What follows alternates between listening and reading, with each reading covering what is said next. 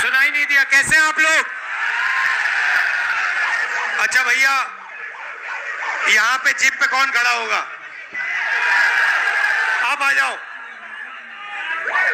आप आ जाओ, आप आ जाओ। ये जो है उनके पीछे आप आ जाओ।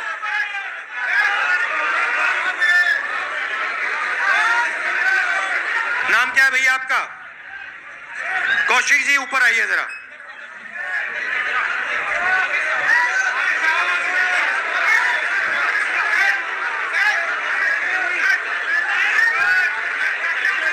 अब भैया देखिए, आपका नाम क्या? खड़े हो जाओ, खड़े हो जाओ भैया। नाम क्या आपका? आयुष कौशिक जी हैं। नमस्कार करो जरा। अब बताओ मुझे एक बात, अभी बुलाएंगे। आयुष जी से नहीं पूछ रहा, मैं आपसे पूछ रहा हूं। आयुष जी जरा इधर देखिए। अब मान लो अगर हमें आयुष जी की जेब काटनी हो, मान लो हमने सोचा कि भैया आयुष जी की जेब काटो, सबसे पहले हमें क्या करना पड़ेगा? हाँ, सबसे पहले भैया आयुष जी उधर देखो जरा। हाँ वो देखो भैया, ये देखो, इधर देखो जरा भैया, वो ऊपर देखो, फ्लाईओवर की ओर देखो जरा। ये पहले ये करना पड़ेगा, पहले इसका ध्यान भटकाना पड़ेगा। सही? ये काम आपके लिए नरेंद्र मोदी जी करते हैं। भाई और बहनों, वो उधर देखो। भाई और बहनों, इधर देखो। भाई और बहनों, ऊपर देखो। भाई और बहनों, नीचे देखो। अब उसके बाद क्या चाहिए आपको? उसके बाद कौशिक जी जरा घूमिए जरा। उसके बाद जब उसका ध्यान चला जाएगा, पीछे से कोई आएगा, है ना? किसी को आना पड़ेगा। वो कौन है भैया? वो अदानी है, वो अंबानी है। ठीक है, अब मान लो ध्यान भटका दिया और पीछे से जेब काट दी, तो तीसरी किस चीज की जरूरत है? हाँ भैया, मुझे ये डंडा लाठी देना जरा। ये झंडा उतारो इससे। नहीं, इससे काम चलेगा। छोटा नहीं चाहिए, बड़ा चाहिए। ये तो पहला जो ध्यान भटकाता है नरेंद्र मोदी जी, दूसरा जो जेब काटता है अदानी जी, और तीसरा जो डंडा लिए घूमता है अमित शाह। भैया तुम लोगों ने कुछ किया?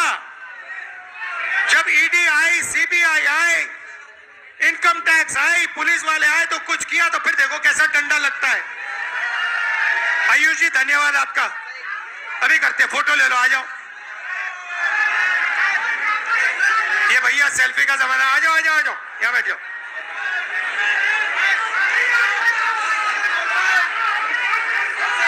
धन्यवाद।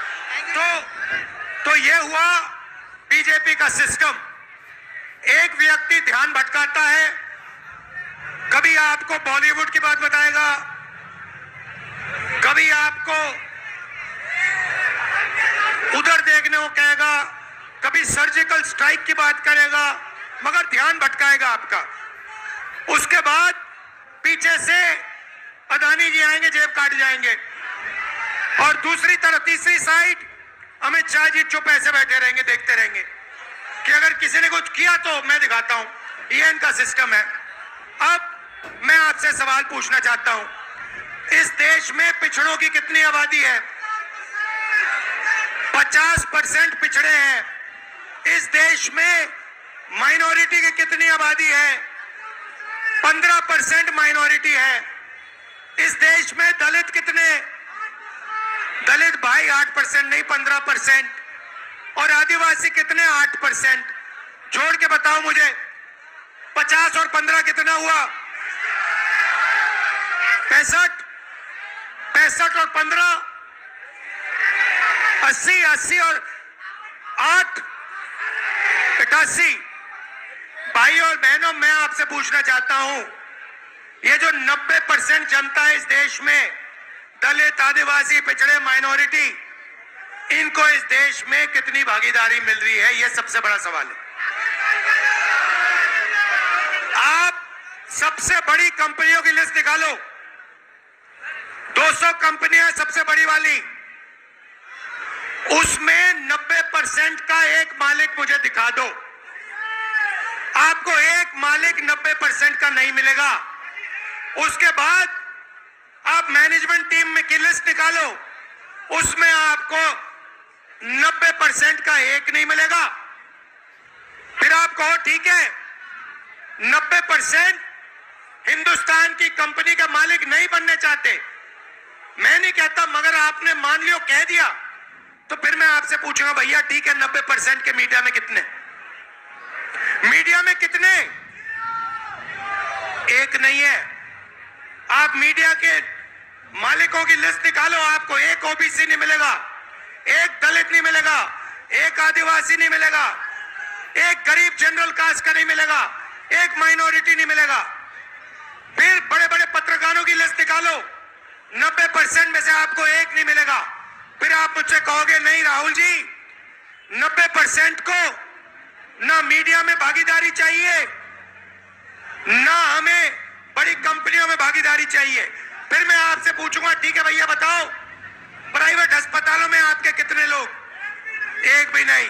फिर पूछूंगा भैया ठीक है प्राइवेट अस्पतालों में भागीदारी नहीं चाहिए, तो कॉलेज यूनिवर्सिटी में तुम्हारे कितने लोग? एक भी नहीं। अरे भाई तुम लोग हो कहां? तुम हो कहां? मैं बताता हूं तुम्हें, मनरेगा की लिस्ट निकालो, उसमें आप सब लोगों के नाम दिखेंगे। कॉन्ट्रैक्ट लेबर की लिस्ट निकालो, उसमें आपके सब नाम दिखेंगे।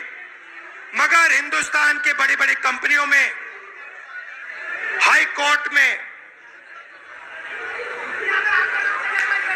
मीडिया में आपके नाम नहीं मिलने वाले। नरेंद्र मोदी जी आपसे कहते हैं कि ये सबका हिंदुस्तान है। ये सबका हिंदुस्तान कैसे है अगर इसमें 90% लोगों को कोई भागीदारी नहीं मिल रही? हमने मैनिफेस्टो में साफ लिखा है, मैं आपको रास्ता भी बता देता हूं। अगर 90% को भागीदारी चाहिए तो पहला कदम, जैसे जब हार्ट टूटता है पहला कदम क्या कराते हो आप? एक्सरे कराते हो ना? तो वैसे ही पहला कदम जाति जनगणना है। इससे क्या होगा?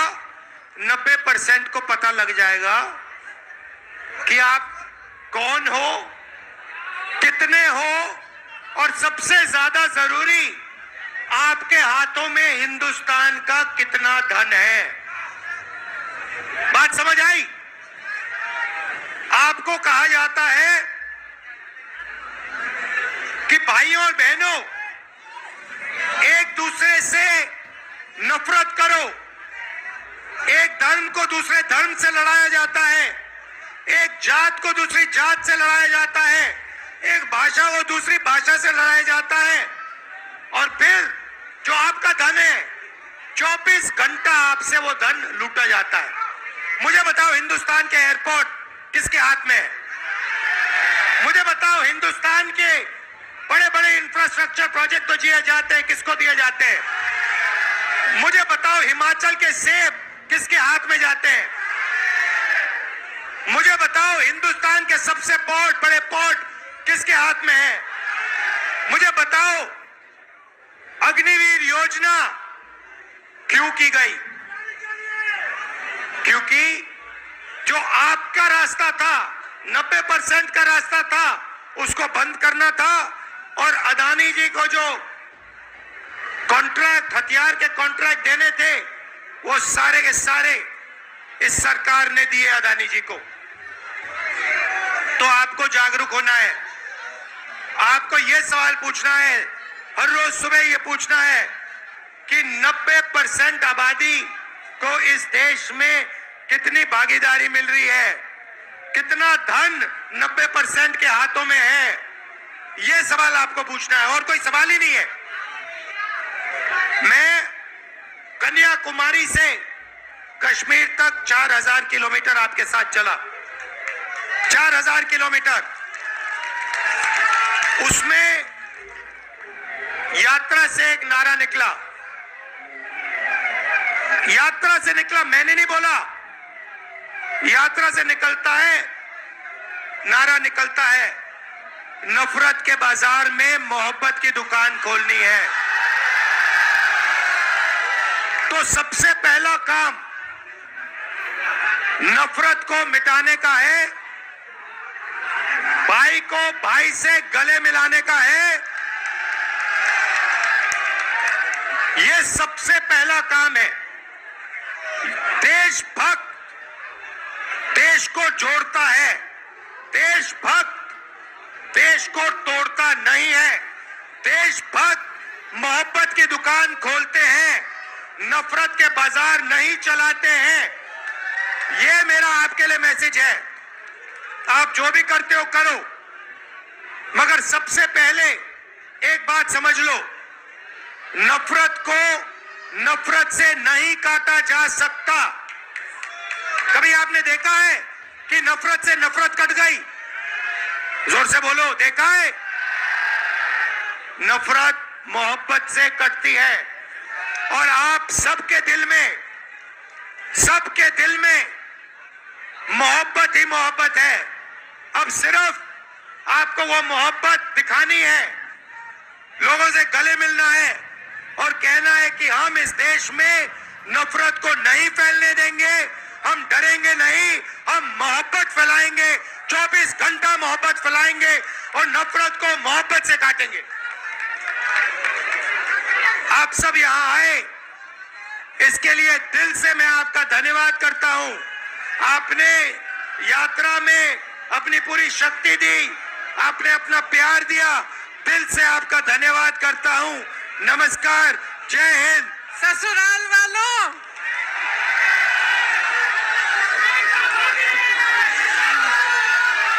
यहाँ आकर बहुत खुशी हुई है और आज इस भारत जोड़ो न्याय यात्रा में भाग लेते हुए मुझे बहुत बहुत खुशी हो रही है, खास तौर से क्योंकि आज इस यात्रा में पहली बार मैं अपने ससुराल वालों के साथ आई हूँ।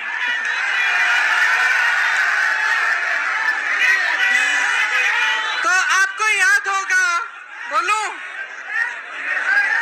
आपको याद होगा मैं 2 साल पहले यहाँ आई थी, याद है? बड़ी मीटिंग हुई थी, बोलने दो भाई। आपको याद होगा 22 में मैं यहाँ आई थी, मीटिंग हुई थी बड़ी। अरे भैया बात सुनने दो। और रोड शो भी हुआ था। तो मैं आपसे पूछना चाहती हूँ कि तब से आज तक कुछ बदला है?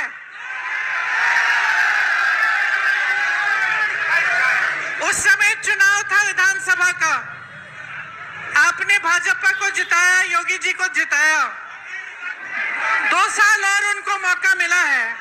मैं आपसे पूछना चाहती हूँ कि जो आपकी समस्याएं हैं, जो आपकी असली समस्याएं, आपका दुख है, जो महंगाई है, जो बेरोजगारी है, जो रोज रोज इन परीक्षाओं में जो पेपर लीक हो रहे हैं, जिनके लिए नौजवान बच्चे, आपके बच्चे मेहनत करते हैं, पढ़ते हैं, फीस भरते हैं, ये सिलसिला अभी तक जारी है कि नहीं कि पेपर लीक होते रहते हैं? बताइए, जारी है? तो जब आप 2 साल बाद सरकार चुन रहे थे, आप चुनाव में अपना वोट डाल रहे थे, तो मैं जानना चाहती हूं कि आप क्या सोच रहे थे? क्या आपने सोचा, सुनिए, क्या आपने सोचा कि यहाँ का विकास होगा? सोचा था? अब यहाँ पे पीतल के कारखाने हैं, बड़े बड़े पीतल के कारोबार है, क्या आपकी तरक्की हुई है? हुई है। जितनी भी मदद आपको सरकार से मिलनी थी वो बंद हो गई, ऊपर से जीएसटी, और जितना काम कर रहे थे उसका शायद आधा काम कर रहे होंगे आज। मुश्किलें कम हुई हैं या बढ़ी हैं? बढ़ गई हैं। यहाँ नौजवान है सारे, उस समय मैंने पूछा था रोजगार मिलता है, आज रोजगार मिल रहा है। तो ये जो मेहनत कर रहे हो, जो 4-4 बजे सुबह पुलिस में भर्ती होने के लिए दौड़ लगाते हो, तो सेना में भर्ती होने के लिए दौड़ लगाते हो, उसके बाद जब परीक्षा लिखते हो उसके लिए फीस भरते हो, माँ बाप मेहनत करके ट्यूशन में भेजते हैं, ये सब करने के बावजूद क्या होता है? आपको मालूम है कि 28 लाख बच्चों ने, यूपी के 28 लाख बच्चों ने पुलिस का भर्ती का इम्तिहान दिया है। 28 लाख, सोचो, इसका मतलब है कि यूपी के लगभग हर गांव में से 4 या 5 नौजवानों ने ये परीक्षा दी। एक आशा थी, एक उम्मीद थी उनके मन में, ये नहीं कि मुफ्त में कुछ मिल रहा है। पढ़ के मेहनत करके वो चाहते थे अपनी परीक्षा में पास हो। क्या हुआ? पेपर लीक हो गया। अब जब मैं यहाँ आई थी 22 में, तो मैंने आपसे कहा था कि हमने एक घोषणा पत्र बनाया था, उसमें हमने एक पूरा प्लान बनाया था, एक पूरी योजना बनाई थी कि ये जो पेपर लीक बार बार होते हैं इसको रोकने की क्या योजना हो सकती है। उसमें जॉब कैलेंडर था, उसमें यह था कि एक कमीशन बनेगा और जितना भी अन्याय हुआ है उसको ठीक करने का काम होगा। और जॉब कैलेंडर में हर जो भी डेट था, परीक्षा का डेट, नियुक्ति की डेट, सारी पहले से तय, और जो उससे इधर उधर होता उसके खिलाफ कार्रवाई होती। तो ये तो 2-3 मुद्दे हैं, पूरे 10 मुद्दों का हमने एक पूरा प्लान बनाया था। तो मैं आपसे एक सीधी सीधी बात कहना चाहती हूँ, देखो चुनाव फिर से आ रहा है कि नहीं? फिर से आपको अपना मत डालना पड़ेगा। अब आप खुद ही देख रहे हो, बार बार भाजपा की सरकार आ रही है, कर रही है। तब किसान आंदोलन कर रहे थे 2 साल पहले, आज किसान आंदोलन कर रहा है। तब सड़क पे बैठे थे ठंड में सर्दी में, आज बैठे हैं। तब उनकी सुनवाई नहीं थी, आज उनकी सुनवाई नहीं है। और इसी तरह से आप सोचिए, जब बुलडोजर चलता है इनका, तो किसके घरों पे चलता है? किसके घरों पे चलता है? जोर से बोलो। जिसने 6 किसानों को अपनी जीप के नीचे कुचला, उसके घर पे क्या बुलडोजर चला? जिसने महिलाओं के साथ अत्याचार किया, उसके घर पे बुलडोजर चला? जो ये पेपर लीक के घोटालों से पैसे खाए जा रहा है, उन लोगों के जिन्होंने पैसे खाए हैं, जो बार बार ये घोटाला करते हैं, बार बार लीक कराते हैं, उनके घरों में बुलडोजर चला? नहीं चला ना। सोचिए, ये सब बहुत बड़ी बड़ी बातें हैं दिखावे के लिए। ये जितने बड़े बड़े इश्तिहार आपको दिखते हैं, जिसमें आपको दिख रहा है कि बहुत तरक्की हो रही है, जब तक आपकी तरक्की नहीं होगी, जब तक आपको रोजगार नहीं मिलेगा, जब तक आपके पेपर लीक बंद नहीं होंगे, तब तक आपकी तरक्की नहीं हो सकती है। जब तक यहाँ की महिलाएं सुरक्षित ना हो, आगे बढ़ नहीं पाए, तब तक आपकी तरक्की नहीं हो रही है। तो मैं सिर्फ आपको, मैंने उस समय भी बोला और अभी भी बोल रही हूँ, अपने अनुभव को देखो कि भाई 5 सालों में, 10 सालों में मिला क्या है? नौकरी मिली, दुकान जाते हो तो सब्जी खरीद पाते हो।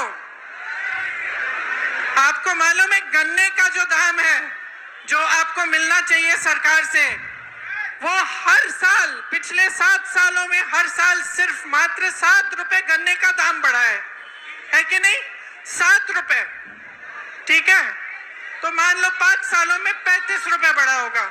और आप जब सब्जी खरीदने जाते तो कितने बढ़ गए दाम? आलू मिलता है, प्याज मिलती है, टमाटर मिलता है, आप जाते हो 3 चीजों को लेने के लिए, घर आते हो 1 लेके। तो भैया देखो, जब तक आपको खुद समझ में नहीं आएगा, जब तक आप अपने अनुभव पर नहीं उतरोगे, तब तक कुछ नहीं बदलने वाला। हम चीखते चिल्लाते जाएंगे, कुछ नहीं बदलेगा। बदलाव तब आएगा जब आप अपनी परिस्थितियों को समझकर अपना वोट डालोगे, जब आप सवाल उठाओगे सरकार से कि मुझे सब्जी क्यों नहीं मिल रही है, इतनी महंगाई क्यों है, बच्चा पढ़ता है, मेहनत करता है, उसको नौकरी क्यों नहीं मिल रही है? जब तक ये सवाल आप नहीं उठाएंगे, जब तक इन परिस्थितियों को देखते हुए आप अपना वोट नहीं डालेंगे, तब तक आप इसी खाई में डूबे रहोगे। इसीलिए मैं आपसे कहना चाहती हूं, इस खाई में से निकलो। जब वोट डालने जाते हो सोच समझ के अपना वोट दो। कांग्रेस पार्टी के पास योजनाएं हैं, करके दिखाया है, और आप सब अपने ही अनुभव से ये चीज समझते हैं। तो आज आपके बीच आकर मैं सिर्फ इतना कहूंगी कि जो भी वोट आप डालने जा रहे हो, बड़ी बड़ी बातों पे मत डालो, जो ऊपरी दिखावा है उस पे मत डालो। जो तुम्हारी जिंदगी में गुजर रहा है, जो तुम्हारा जीवन है, तुम्हारा अनुभव है, तुम्हारी परिस्थिति है, उसको समझ के कि ये क्यों हो रहा है आपके साथ, तब वोट डालो। ये न्याय यात्रा है। राहुल जी, भारत जोड़ो यात्रा में 4000 किलोमीटर क्यों चले? इस देश को एक रखने के लिए, ये कहने के लिए कि ये देश एक है, सब एकजुट हो जाओ, आगे बढ़ोगे। आज भारत जोड़ो न्याय यात्रा पे निकले हैं, तो इस यात्रा में न्याय शब्द क्यों जोड़ा है? न्याय शब्द इसलिए जोड़ा है क्योंकि आज यहाँ के नौजवानों के साथ, देश के नौजवानों के साथ अन्याय हो रहा है। आज देश की महिलाओं के साथ अन्याय हो रहा है। आप मेहनत करते हैं, आपके पेपर लीक होते हैं। आप मेहनत करते हैं, आपको नौकरी नहीं मिलती, रोजगार नहीं मिलता। आप मेहनत करते हैं, महंगाई का सामना करते हैं। किसानों का जो बकाया होता है वो नहीं मिलता, किसानों के कर्ज माफ नहीं होते, बड़े बड़े उद्योगपतियों के होते हैं। तो देखिए, मैं फिर से आग्रह करूंगी, आज आप इस यात्रा में जुड़ने आए हैं तो हमें देखने नहीं आए हैं, अपनी परिस्थिति को समझने आए हैं। और ये समझने आए हैं कि जब तक आप बदलाव नहीं लाओगे, तब तक आपकी परिस्थिति बदलने वाली नहीं।